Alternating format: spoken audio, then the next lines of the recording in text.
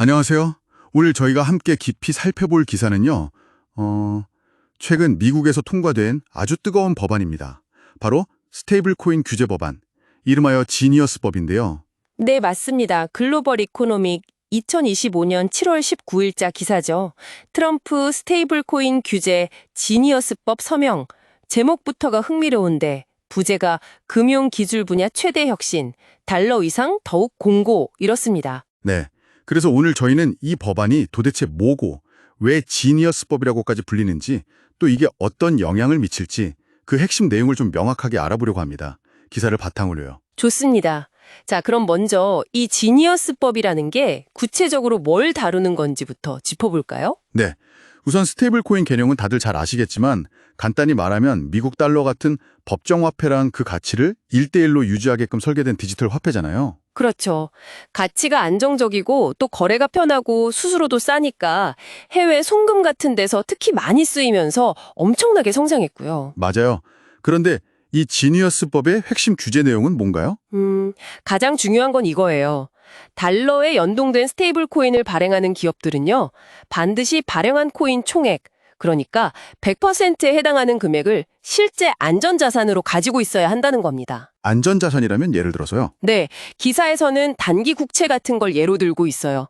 그리고 중요한 건 이 준비금을 그냥 쌓아두는 게 아니라 주정부나 혹은 연방정부 규제기관의 감독하에 투명하게 관리해야 한다는 거죠. 아하, 이전에는 이런 규제가 좀 불분명했나요? 네, 사실상 사각지대에 있었어요. 그래서 준비금이 정말 제대로 있는지 어떻게 관리되는지 알기 어렵다는 뭐랄까 깜깜이 논란이 계속 있었거든요.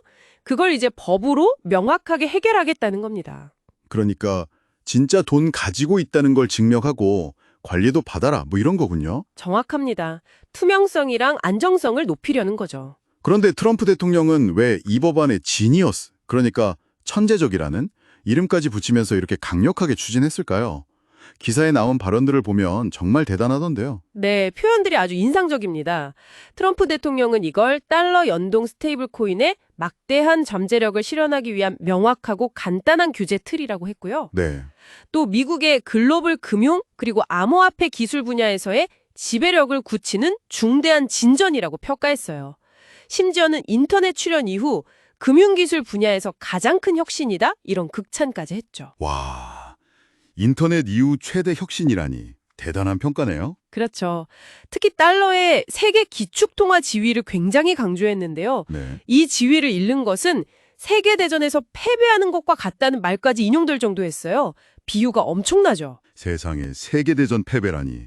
이건 정말 보통 의지가 아니네요. 네, 그러면서 현금의 장점, 그러니까 프라이버시나 유연성 같은 걸 기반으로 해서 미국 경제 성장을 더 빠르게 하고 전 세계 수십억 인구가 달러를 더 쉽게 저축하고 송금하게 도울 거다, 이런 기대감도 내비쳤고요.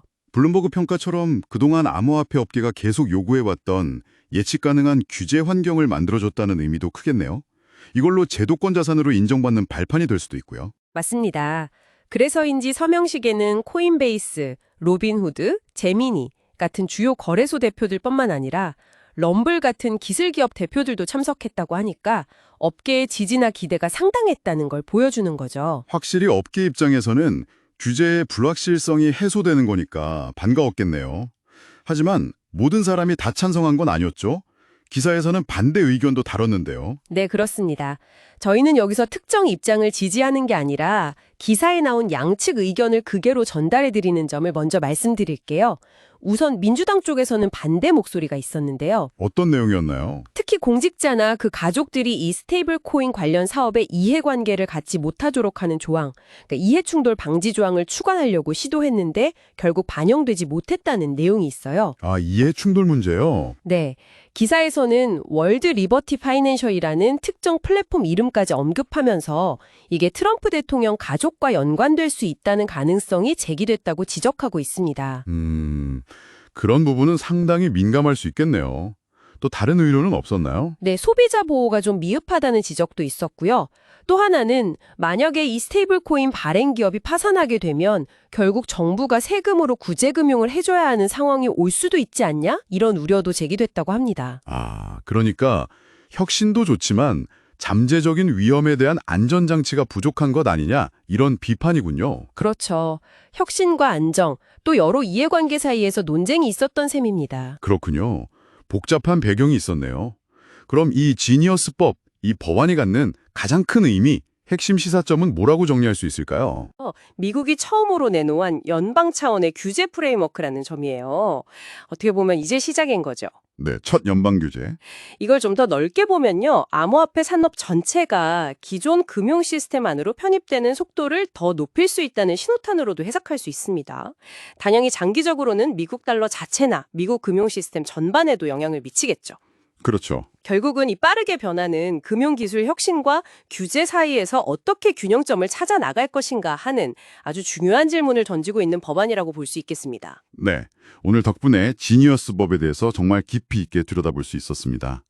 정리해보면 이 법은 미국의 금융기술 리더십을 강화하고 달러의 위상을 더 공고히 하려는 목표 아래 스테이블 코인에 대한 명확한 규칙을 세운 거지만 동시에 소비자 보호 문제라든지 잠재적인 이해 충돌 문제 같은 논란거리도 함께 안고 있다. 이렇게 볼 수 있겠네요. 네, 정확히 그렇습니다. 자, 그럼 마지막으로 청취자 여러분께 이런 질문을 한번 던져보면서 마무리하면 어떨까 싶은데요. 네, 좋죠. 이 법안은 미국 달러에 연동된 스테이블 코인에 초점을 맞추고 있잖아요.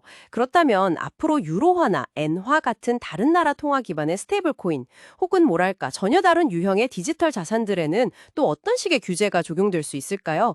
이번 미국의 움직임이 전 세계 디지털 자산 규제 환경에 어떤 기준이나 선례를 만들게 될지 그 파급 효과를 한번 생각해 보시는 것도 앞으로 시장을 보는데 아주 흥미로운 포인트가 될 것 같습니다.